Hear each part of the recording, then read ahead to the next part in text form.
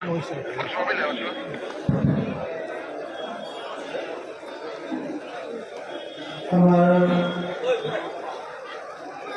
অসমৰে এটা পুৰণি অনুষ্ঠান দমবান কমিটি দ্বাৰা এটা আহ্বান দিয়াৰ পিছত আজি চুবুৰকাটা অঞ্চলৰ বিভিন্ন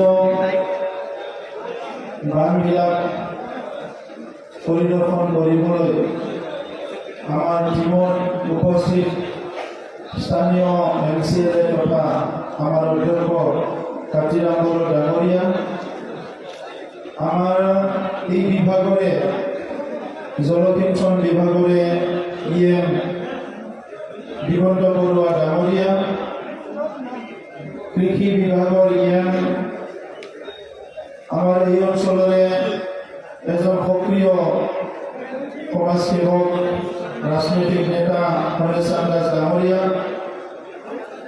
আমাৰ সমষ্টিৰ বিধায়ক ভূপেন বৰছা ডাঙৰীয়া, কোকৰাবাৰী সমষ্টিৰ MCLA মন্টু বড়ো ডাঙৰীয়া, বান কমিটিৰ কেন্দ্ৰীয় কমিটিৰ সভাপতি সম্পাদক মহোদয়সকল, ইয়াত উপস্থিত আমাৰ BTC চৰকাৰৰ বিভিন্ন বিভাগৰ লগতে ইৰিগেশ্যনৰ সচিব যতীন বৰা ডাঙৰীয়া, CSG বিনোদ ডেকা ডাঙৰীয়া, আমাৰ বড়োলেণ্ডৰ দীৰ্ঘদিন ধৰি বিভিন্ন সমস্যাৰ লগত জড়িত থকা ডক্টৰ সুনীল কৌৰ ডাঙৰীয়া, গোৰ্খা ডেভেলপমেণ্ট কাউন্সিলৰ ভাইচ চেয়াৰমেন, এই অঞ্চলৰ এজন সক্ৰিয় সমাজসেৱক ৰাম দামাল ডাঙৰীয়া প্ৰমুখে উপস্থিত আমাৰ বিভিন্ন বিষয়ববীয়া আৰু নেতাসকল, আমাৰ UPDL আৰু BJPৰ নেতৃবৃন্দ, দমবান কমিটিৰ বিভিন্ন শাখা কমিটিৰ বিষয়ববীয়াসকল আৰু শ্ৰদ্ধাৰ ৰাইজ, মই উপস্থিত সকলো ৰাইজলৈ ৰঙালী বিহু আৰু বৈশাখৰ শুভেচ্ছা জনাইছোঁ। মই ভগৱানৰ ওচৰত প্ৰাৰ্থনা কৰিছোঁ, আহি থকা সময়ত আপোনালোক সকলোৱে মৰম, স্নেহ, বিশ্বাস, সন্মান সকলোৱে ভাল সুস্থ শৰীৰ আৰু মন লৈ ভালকৈ জীয়াই থাকিব পাৰে, ইয়াৰ কাৰণে ভগৱানৰ ওচৰত প্ৰাৰ্থনা কৰিছোঁ। মই দমবান কমিটি আৰু শাখা কমিটিবিলাকক আন্তৰিকতাৰে ধন্যবাদ জনাইছোঁ। অকল এই দমবানটো মেনেজ কৰাৰ কাৰণে নহয়, ইয়াৰ লগতে এই অঞ্চলত বিভিন্ন জাতি জনগোষ্ঠীৰ মাজত সমন্বয় কৰি ইমান সুন্দৰ এটা সমাজ গঢ়ি তোলাৰ কাৰণে মই দমবান কমিটিক ধন্যবাদ জনাইছোঁ। আপোনালোকে আজি জীৱিকাৰ পথৰ সন্ধানত জীৱিকাৰ পথটো সুগম কৰাৰ লগতে ইয়াত বসবাস কৰা বড়ো, গোৰ্খা, অসমীয়া, মৰাহী, আদিবাসী বিভিন্ন জনগোষ্ঠীৰ মাজত সুন্দৰ এটা সমন্বয় কৰি যেনেকৈ চুবুৰকাটা অঞ্চলটো ইমান ভালকৈ সজাই বনাই ৰাখিছে, এইটো সঁচাকৈ শলাগ ল'বলগীয়া। ট্ৰেডিশ্যনেলি দমবানৰ যিটো কাম, এইটো বিটিয়াৰৰ উত্তৰ অঞ্চলত বিভিন্ন অঞ্চলত চলি আছে। এই উত্তৰ অঞ্চলৰ ৰাইজে ভূটানৰ পৰা বৈ অহা নদীবিলাক এটা অঞ্চলত যাই পেলাই মেনেজ কৰি এটা কেনেৰেদি পানী লৈ আহি খেতি কৰাটো বহুত বছৰৰ পৰা দেখা পাই আহিছোঁ। আৰু এই চুবুৰকাটা অঞ্চলত যিটো ৰিপৰ্ট দিছে 1946 মানৰ পৰাই এই অঞ্চলত এই প্ৰথাটো, এই চিষ্টেমটো চলি আহিছে আৰু আজিলৈকে চলি আছে। ৰাইজৰ সচেতনসকলে দায়িত্ব লৈ সকলো পৰিয়ালক লগত লৈ একেলগে বছৰটোৰ জীৱিকাৰ কাৰণে নিজৰ খেতি বাতিখিনি ভালকৈ যাতে কৰিব পাৰে এই উদ্দেশ্যে প্ৰত্যেক বছৰতে নদীত গৈ পেলাই বান্ধ বান্ধি পেলাই পানী আনি খেতি কৰিছে, পানী খাইছে, এই পানী বিভিন্ন কামত ব্যৱহাৰ কৰিছে আৰু সেইটো বহুত ডাঙৰ এটা মেনেজমেণ্টৰ কাম। কিন্তু এই মেনেজমেণ্ট কৰা মানুহবিলাকে কোনো এটা ইউনিভাৰ্চিটিৰ পৰা MBA ডিগ্ৰী লোৱা নাই, কোনো মেনেজমেণ্ট ডিগ্ৰী লোৱা নাই। তো সেইকাৰণে আজি এই দংবাৰৰ যিটো মেনেজমেণ্ট কৰা যিটো চিষ্টেম আপোনালোকে মেইনটেইন কৰি আছে, এইটো অনুসৰণ কৰিব লগা এটা বিষয় বহুতৰ কাৰণে। কাৰণ আমি জানো এতিয়া মানুহবিলাক সকলোৰে মনটো বস্তুবাদী হৈছে, মেটেৰিয়েলিষ্টিক হৈছে। টকা পইচা নহ'লে মানুহবিলাক কাম নকৰে। সমন্বয় ধৰি ৰখাটো বহুত দিগদাৰ হৈছে দল সংগঠনবিলাকত। কিন্তু ইয়াৰ পিছতো আপোনালোকে যে শ্ৰমদান দিয়াৰ লগতে সকলো পইচা অলপ অলপ তুলি পেলাই প্ৰত্যেক বছৰে দম মেনেজ কৰি নিজৰ খেতিটো কৰি আছে, এইটো বহুত ডাঙৰ কথা। অলপ আগতে আমি যিটো পাগলাদিয়াৰ পৰা নাওডাঙা বনাই পানী আনিব লাগে বুলি আমাৰ যিটো প্ৰস্তাৱ ৰাখিছে, তাত যাওঁতে আমি হিচাপ কৰি চালোঁ, ইয়াত যিখিনি মাটিৰ খেতি কৰে প্ৰায় 8,000 হেক্টৰ। এই 8,000 হেক্টৰ মাটিটো যদি বিঘালৈ লৈ যাওঁ তো 60,000 বিঘাতকৈ বেছি হয়। আৰু তাত কিছুমানে তামোল খেতি কৰি বিঘা মাটিত লাখ টকা উপাৰ্জন কৰিছে, কিছুমানে ধান খেতি কৰিছে। এভাৰেজ যদি আমি 25,000 টকা ধৰিবলৈ যাওঁ, প্ৰায় 150 কোটি টকা বছৰত ইয়াত মানে আদান প্ৰদান হৈ আছে। আৰু এইখিনি মাত্ৰ এটা ঠাইৰে কৰা হৈছে আৰু বিভিন্ন অঞ্চল আছে তাত। তো সেইকাৰণে এই দংবান চিষ্টেমে এই অঞ্চলৰ অৰ্থনৈতিক উন্নয়নত বহুত ডাঙৰ এটা অৱদান, বহুত ডাঙৰ এটা যোগদান দি আহিছে। তো সেইকাৰণে আপোনালোকে যি সময়ত টেকন'লজি নাছিল, যি সময়ত চৰকাৰে সচেতন নাছিল, এই সময়ত এই কামবিলাক অশেষ কষ্টৰে কৰি আহিছে। আৰু আজি চৰকাৰ আছে, টেকন'লজি আছে। তো সেইকাৰণে মই আমাৰ ইৰিগেশ্যন বিভাগৰ আমাৰ সচিব আছে, CSG আছে, তেখেতসকলক এই বছৰৰ পৰাই কেনেকৈ আমি টেকন'লজি ব্যৱহাৰ কৰি কিমান ভালকৈ দংবানটো মেনেজ কৰিব পৰা যায়, ইয়াৰ ওপৰত ষ্টাডি কৰিবলৈ আমাৰ চেণ্ট্ৰেল ৱাটাৰ কমিশ্যনৰ লগত যোগাযোগ কৰি এটা প্ৰজেক্ট আৰম্ভ কৰিবলৈ মই তেখেতসকলক অনুৰোধ কৰিছোঁ। আমাক এটা পাৰ্মানেণ্ট সলিউশ্যন লাগে। আৰু মই নিজৰ তৰফৰ পৰাও মই চেণ্ট্ৰেল ৱাটাৰ কমিশ্যন আৰু চেণ্ট্ৰেল মিনিষ্ট্ৰীৰ লগত আমি ডাঙৰীয়া আৰু মই একেলগে আমি তেখেতসকলৰ লগত আলোচনা কৰিম, যাতে এই প্ৰচেছটো আজি চাইণ্টিফিকেলি ছাৰ্ভে কৰি এই অঞ্চলত কেনেকৈ এটা পাৰ্মানেণ্ট এটা সলিউশ্যন আনিব পাৰে, যাৰ দ্বাৰা আমি মাটি মানে তলৰ পৰা পানী নলাই পেলাই এই চৰ্চৰ পৰা যিটো নদী আছে, নদীৰ পৰাই পানী আনি খেতি কৰা আৰু বিভিন্ন কামত ব্যৱহাৰ কৰিব পৰা যায়, এই কথাখিনি মই তেখেতসকলক অনুৰোধ কৰিছোঁ।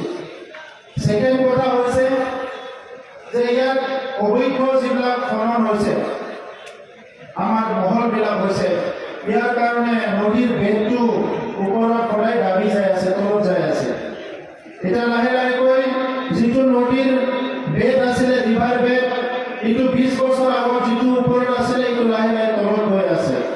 এইটো আমাৰ কাৰণে আহি থকা সময়ত অলপ চিন্তনীয় বিষয়।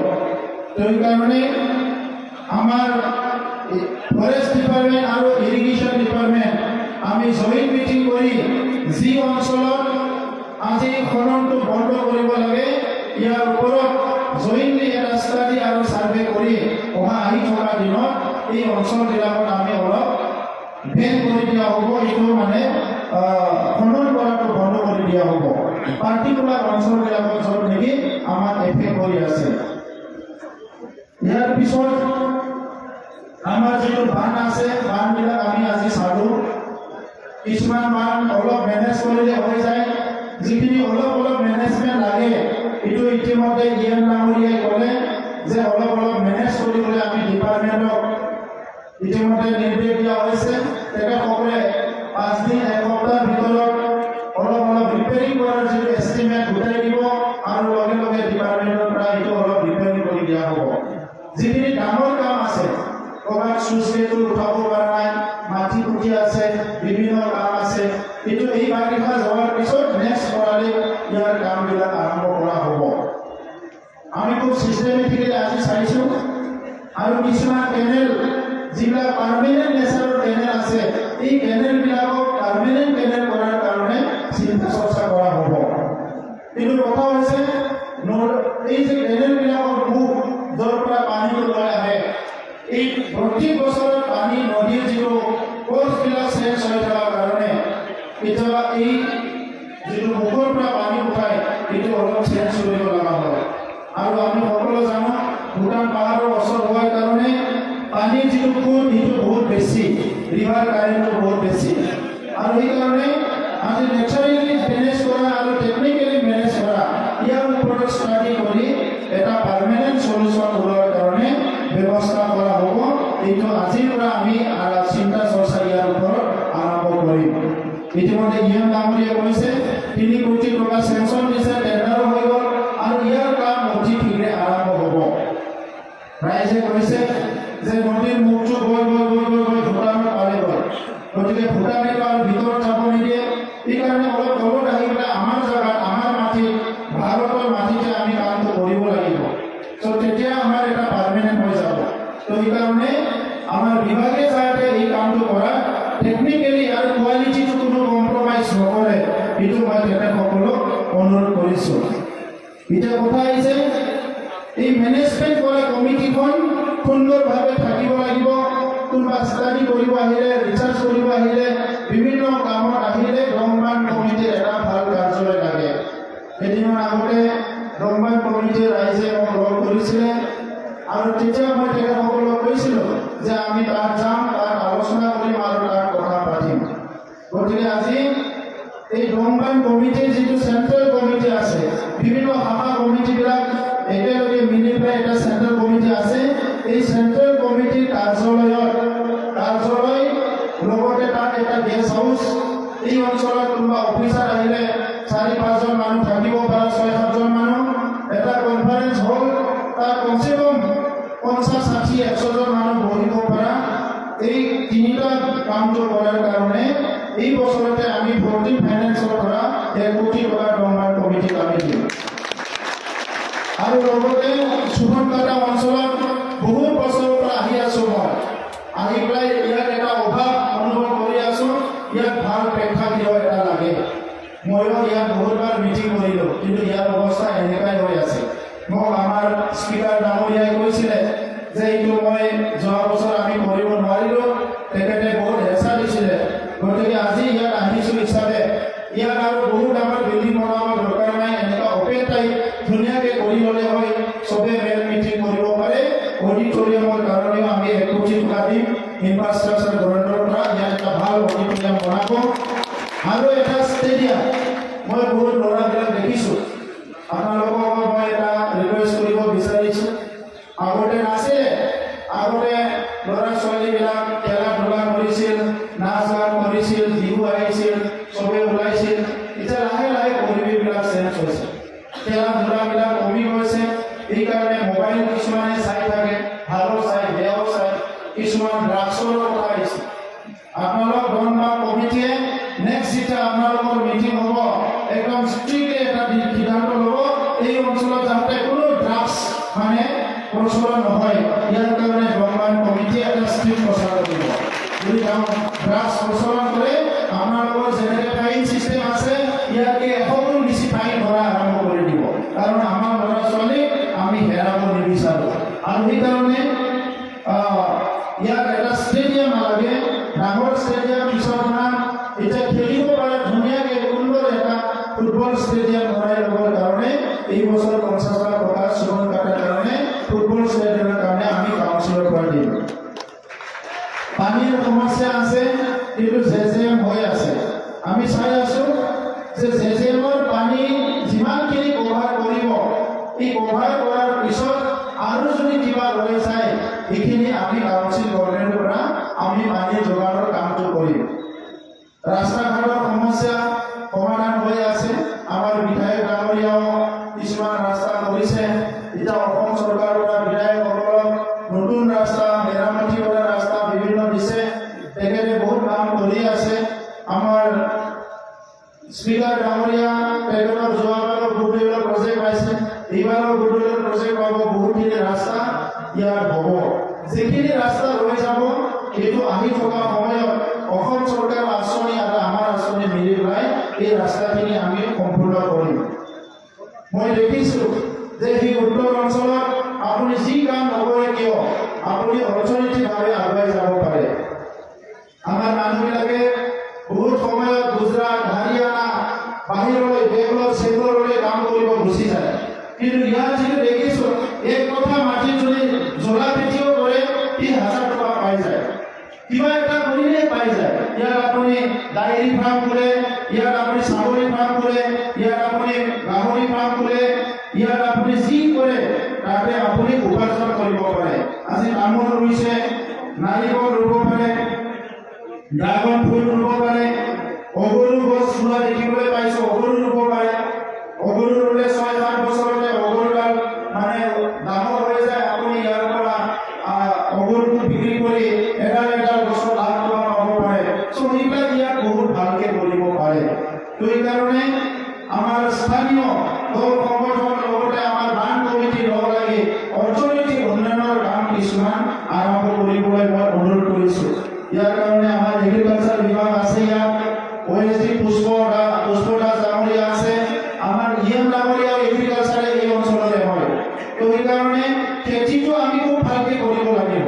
চাকৰি বাকৰি বহুত কম সংখ্যকে পাব, কিন্তু বাকী সংস্থাপন আপুনি চাকৰি বিচাৰি যিমান টাইম যাব বা চাকৰিটো পাব অলপ লিমিটেড মানুহে, কিন্তু ইয়াত আপুনি ইচ্ছা কৰিলে আজিৰ পৰাই কৰিব পৰা কাম আছে ইয়াত, যি কামে নকৰে কিয়। তো সেইকাৰণে যুৱকসকলক অলপ স্কিল ট্ৰেইনিং দিয়া, বিভিন্ন কাম কাজবিলাক দমবান কমিটিও কৰিব পাৰে। আৰু আমি এই দমবান কমিটিয়ে যদি স্কিল ট্ৰেইনিং কিবা কিবি কৰে তাতো আমি আৰ্থিক সাহায্য আমাৰ তৰফৰ পৰা আমি প্ৰদান কৰিম। গতিকে এই কামবিলাক আমি হাতত ল'ব লাগিব। আমাৰ এজনো যুৱক যুৱতী যাতে বিয়াৰ ফালে নাযায়, সকলো কৰ্ম সংস্কৃতিটো বচাই ৰাখিব পাৰে আৰু উপাৰ্জন কৰিব পাৰে। আজি এই অঞ্চলবিলাকত অৰ্গেনিক খেতি কৰিব পাৰে। অৰ্গেনিক খেতিটো বহুত ডিমাণ্ড আছে। কেমিকেল সাৰ দিলে বেমাৰ আজাৰ হয় বুলি আজিকালি মানুহবিলাক খাবলৈ নিবিচাৰে, কিন্তু উপায় নাপায় খাব লগা হৈছে। কিন্তু চুবন কাটাৰ কচু আজি গুৱাহাটীৰ বজাৰলৈ যায়, চুবন কাটাৰ বিভিন্ন প্ৰডাক্ট আজি মানে গুৱাহাটীৰ বজাৰলৈ যায়। ইটোকে যদি আৰু অলপ ভালকৈ কৰিব পৰা যায় আমাৰ এই অঞ্চলটো বহুত উন্নয়ন হোৱাৰ এটা স্কোপ আছে। মই আপোনালোকক এইখিনি কথা অনুৰোধ কৰিলোঁ। আৰু বহুতখিনি দমবান কমিটি আছে। এই দমবান কমিটি লগতে এই অঞ্চলৰ ৰাইজৰ কাৰণে মানে আমাৰ ওচৰতে মচলপুৰ আছে, আমাৰ কি আছে চিভিল হস্পিটেল, ইয়াত মানে বিভিন্ন স্কোপবিলাক আছে। আজিকালি মচলপুৰ হস্পিটেল, ৰবিপুৰ হস্পিটেলে বহুত মানে ডেভেলপ হৈছে। কিন্তু এটা দমবান কমিটিক উদ্দেশ্য কৰি আমাৰ হেলথ ডিপাৰ্টমেণ্টৰ পৰা এখন আমি এম্বুলেন্স দমবান কমিটিক মেনেজ কৰাৰ কাৰণে দিম, যাতে দমবান কমিটিয়ে মেনেজ কৰে। আৰু এই অঞ্চলৰ ৰাইজক যেতিয়াই লাগে মানে অকল মেইনটেনেন্সৰ পইচা অলপ হৈ পেলাই 100-200 যি হয় এইটো যাতে দমবান কমিটিয়ে এম্বুলেন্স এখন মেনেজ কৰে। মই বেছি দীঘলীয়া কথা ক'ব বিচৰা নাই। এটা সময়ত আমাৰ উত্তৰ অঞ্চলবিলাক নেগলেক্ট হৈ আছিলে, অলপ অৱহেলিত হৈ আছিলে। কিন্তু যেতিয়া ইলেকশ্যন খেলিছিলোঁ এই সময়তে মই মোৰ ভাষণত কৈছিলোঁ যে আমাৰ সময়ত উন্নয়নটো আমি উত্তৰ অঞ্চলৰ পৰাই চিন্তা কৰিম বুলি পেলাই। যোৱা 2 বছৰত আগৰ চৰকাৰৰ বিভিন্ন ভুল কামবিলাক শুধৰণি কৰোঁতে 2 বছৰ গ'ল। কৰোণাৰ কাৰণে আমাৰ 1 বছৰ গ'ল। কিন্তু এতিয়া আমি কমপ্লিটলি ফ'কাছ কৰিছোঁ যে শিক্ষাটো কেনেকৈ আগুৱাই লৈ যাব পৰা যায়। শিক্ষাটো আমাৰ আগুৱাই লৈ যাব লাগিব। বিভিন্ন বিদ্যালয়ৰ অৱস্থা জৰাজীৰ্ণ, শিক্ষক নাই। এতিয়া MLMS আমাৰ হৈ আছে, টিচাৰৰ এপইণ্টমেণ্ট হৈ আছে। 99 টিচাৰৰ বহুত বছৰ সমস্যা আছিলে, কিন্তু বাক্সাতে বেছি আছিলে। এতিয়া 99 শিক্ষকৰ প্ৰায় 90% সমস্যা সমাধান হৈ গ'ল আৰু 10% হৈছে আছে। এই শিক্ষকবিলাকক বহুতকে এপইণ্টমেণ্ট দিয়া হ'ল, অলপহে বাকী আছে। অহা 30 তাৰিখে আকৌ ডেট পৰীক্ষা আমাৰ ইউপিপিএল বিজেপি জিএসপি চৰকাৰৰ এই সময়ত আপোনালোকে দেখিছে কোনো ব্যক্তিয়ে 18 পইচা দিব চাকৰি ল'ব লগা হোৱা নাই। যোনে চাকৰি পাইছে 100% ফ্ৰী, 100% ঘুষ নোহোৱাকৈ আমি চাকৰি প্ৰদান কৰিছোঁ। এগ্ৰিকালচাৰৰ ক্ষেত্ৰত বহুত ভাল ভাল আঁচনি আমি হাতত লৈছোঁ। তো সেইকাৰণে আশা ৰাখিছোঁ যে অনাগত দিনত আপোনালোক সকলোৱে এই বিশ্বাস, এই মৰম যেনেকৈ ইউপিপিএল বিজেপি আমাৰ জিএসপি চৰকাৰ আৰু এই নেতৃত্বৰ ওপৰত ৰাখিছে, এইটো সদায় আপোনালোকে ৰাখিব আশা কৰিছোঁ। আৰু অনাগত দিনত আৰু অধিক যিটো আমাৰ ফ'কাছ, যিটো আমাৰ চিন্তাধাৰা, এইটো শক্তিশালী ৰূপত আমি কাম কৰি যাম, এইটো মই আশা কৰিছোঁ। আৰু দীঘলীয়া কথা নকওঁ, সুবৰ্ণকাটা হিচাপে আমাৰ সাংস্কৃতিক দিশতো আগবাঢ়ি যাব লাগিব। যদি কোনোবাই সাংস্কৃতিক দিশত ইণ্টাৰেষ্টেড, সাংস্কৃতিক কিবা বিদ্যালয় কৰিব বিচাৰে, কিবা ল'ৰা ছোৱালীক আমাৰ ক্লাছিকেল হওক বা আমাৰ ট্ৰেডিশ্যনেল ডেন্সবিলাক, গানবিলাক শিকাব বিচাৰে, তেখেতসকলক আমি চৰকাৰৰ পৰা সহায় কৰিম। যদি কোনোবা সুবৰ্ণকাটা অঞ্চলৰ পৰা ওলাই আহে, ই যদি কয় যে মই সংগীত মানে বিদ্যালয় খুলিব বিচাৰিছোঁ, এই অঞ্চলৰ ল'ৰা ছোৱালীক অলপ সাংস্কৃতিক ট্ৰেইনিং দিব বিচাৰিছোঁ, তেখেতক আমি আৰ্থিক সাহায্য আমাৰ চৰকাৰৰ পৰা দিম। মই সকলোকে ধন্যবাদ জনালোঁ। পুনৰ লগ পাম। আপোনালোকে ভালে থাকক। ঈশ্বৰৰ ওচৰত এই প্ৰাৰ্থনা ৰাখি মোৰ বক্তব্য সামৰিছোঁ। ধন্যবাদ।